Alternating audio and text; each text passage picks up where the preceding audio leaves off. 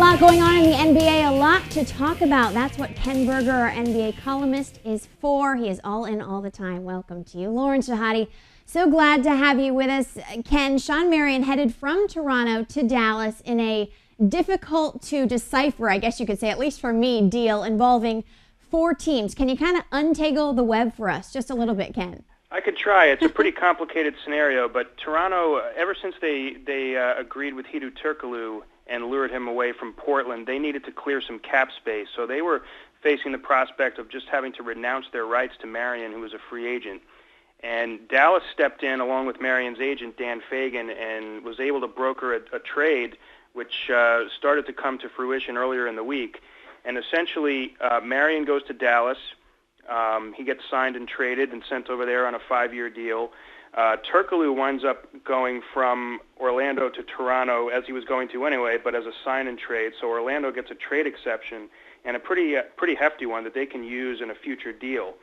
Dallas winds up paying the buyout for Jerry Stackhouse, who goes to Memphis, and Memphis agreed to get involved, and they will get probably about $1 million out of that once they finish paying Stackhouse's buyout, and then he'll be a free agent. They'll waive him before August 10th, so they're not on the hook for any money. So basically, everybody's happy. There's 4 teams involved. They all get accomplished what they wanted to get accomplished, and then we see how it all plays out.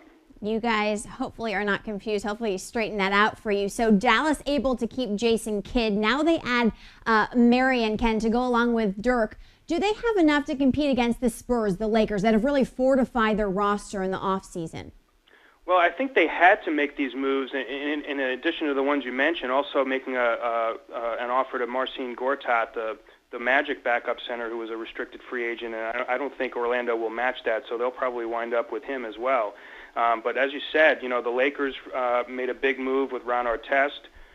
San Antonio went out and traded for Richard Jefferson. They've also agreed with Antonio McDyess to really help their front line depth. So, Dallas, you can always count on Mark Cuban to be aggressive, and he was extremely aggressive in trying to retain Jason Kidd. He was aggressive in going after Gortat, and once again, he saw an opportunity in a player like Shawn Marion, who's athletic, who can really add to the Mavericks' transition game and hit some threes.